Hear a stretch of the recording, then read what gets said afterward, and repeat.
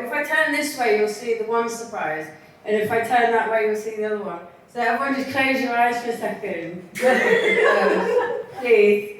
Thank you. Hello!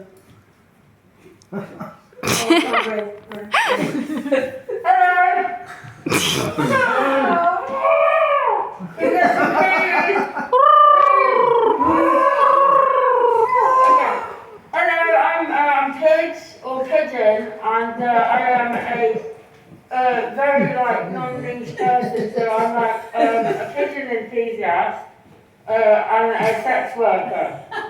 The one time I actually got outed, I can't really see, as a sex worker, I was outed, and I quote, as a pigeon hooker. And for some reason at first I was a bit offended, and then I was actually that really kind of accurately describes who I am and what I stand for. So I was like, yeah, okay, that's my identity sorted. Finally know who I am at age 37. But yeah, I just came straight from work. Beady-eyed appendage. I can't actually breathe in this, so I'm going to wear it as a fashionable hat. But I'm still a pigeon. It's what's on the inside that counts. I'm sure you understand that. It's very cool. But yeah, so I like to anthropomorphise my dildos at work, right? He's lovely, isn't he? Look at his bow. Yeah, because I find it gives the clients a really surreal experience, and I'm I can't take this job seriously. It's called sex work, but I'm there's nothing fucking sexy about it. It's just hilarious. Also, it's kind of a threat, because it's this isn't just a toy. This is a sentient being is going to fuck you up, you know. It's crossing the boundaries, so watch out. He's not distracting at all, is he? I had a client and he was do you think that your niche should be comedy sex work? And I was whatever gave you that idea?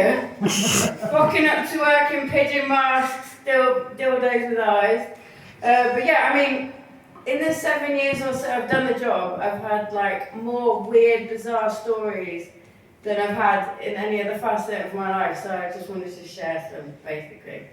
I used to have them neatly written down in a book, left it on a train, so some poor old dear is probably getting the shock of her life right now. So, look, little pink sparkly book, and there's that nice little pink person sat next to me, they look nice and innocent, and then they open it oh shit. All my weird sex stories, and I do illustrating, and there were drawings, detailed drawings. So, but yeah, luckily the weirdest shit is burned into my memory forever, so we're all good. One of the weirdest incidents is the time I met Mr. Belly Button. Oh, I love how he sways his face, that's funny. Now, in 7 years, no one had actually requested a belly button fetish thing. So, in itself, it wasn't that weird, because I've had all sorts. It got weird when I actually got to the guy's house. Because now normally the client's really in the moment, because they're this is the sexiest thing ever, because they're paying for it. And I'm just thinking about what fucking pigeon ornament I'm going to buy off Etsy.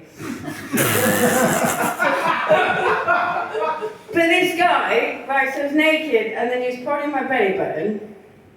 Weird sensation to get used to. But he was just prod, prod, prod.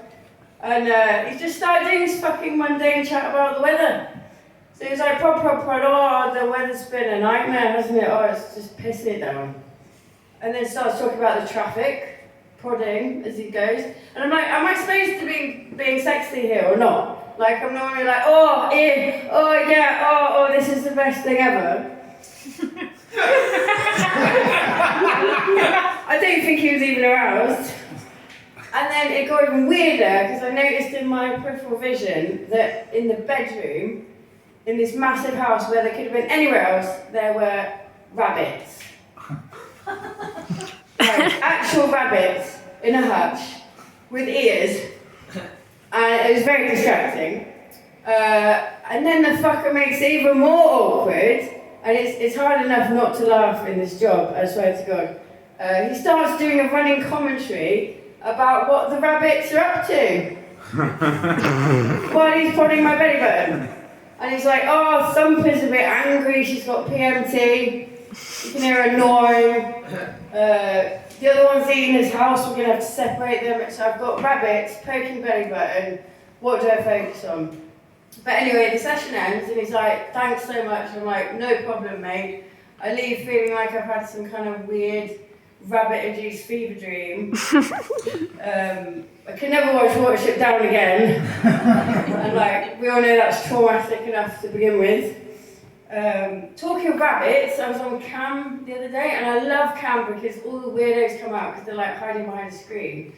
And like, this guy was kneeling on the floor, face obscured, but I noticed something on the floor next to his feet, and I was like, what's that? And he was like, it's a carrot. I was like, oh God, are there going to be some fucking rabbits, like, again, like, just running around in the background? And I was like, okay, what are you going to do with the carrot then, mate?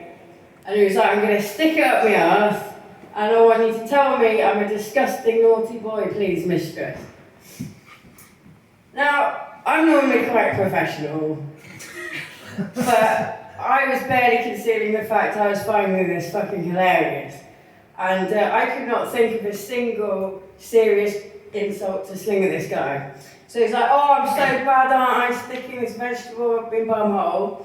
And I'm like, all I can think of are rabbit-related jokes. And I'm like, stop rabbiting on about it, you spam. And then he's like, oh, I'm disgusting, aren't I? And I'm like, yes, you've got some deeply rooted issues with that root vegetable. Didn't seem to notice. Got one of his 5 a day anyway. Like, sometimes weird shit happens not even at work, but sometimes on the way to work. I was on my way to a dungeon booking in London to go beat up a guy, which is always peak, like, job satisfaction. And forgotten a riding crop. So I was like, pop into a sex shop, go get a riding crop. And then realised Natural History Museum on the way. I'm like, I'm going to pop in, see some dinosaurs. Because, yay, dinosaurs. You know, debauchery and culture, good balance. And it was only when I was in the queue for the Natural History Museum that I realised that they do bag searches. And I'm there with a suitcase packed to the brim full of ball gags, restraints, because it was like a domination booking. I've got Quentin with me. I've now got this riding crop very obviously protruding from the end of a bag with subtle things like XXX hidden desires. And this very stern security woman has like clocked the bag, and she's seen it and she's like, I'm going to need to look in the bag. And I'm like, really? Like, we both know what it is. And she's like, really? And I'm like, what can I do? This sadist wants to humiliate me in front of everyone. I mean, she's probably a dom on the side. They do these late night events at the Natural History Museum. Always knew something interesting happened at those. And her tone is so strict and so severe that she makes me, a seasoned pro dom, do exactly as she says. So in front of everyone in this fine London institution of history, I pull out the riding crop, and in my awkwardness I'm like, I've got a horse! She doesn't buy that. And I'm like, look mate, I'm just here to have a nice time. I'm not going to hit the dinosaurs, I promise. Unless they pay me. But I wanted to tell her you should do sex work, you make a killing, like, rather than guarding fossils and poking around people's private possessions, you make a fucking killing. But she let me in after all that. I mean, maybe that's my payback for the clients I've humiliated over the years, but at least that's consensual. But yeah. I mean, they say a sense of humour is sexy, like, definitely agree with that, when it's people you actually fancy want to have sex with. But I just find sex work, like, deeply unsexy, just, like, you know, weird. And I thought it'd be appropriate for the grand finale here to have Quentin ejaculate a load of angel delight. All over you lot. But I'll find it out one day. But luckily for you lot, I'm not that technical. I'm just good at putting on condoms. Okay.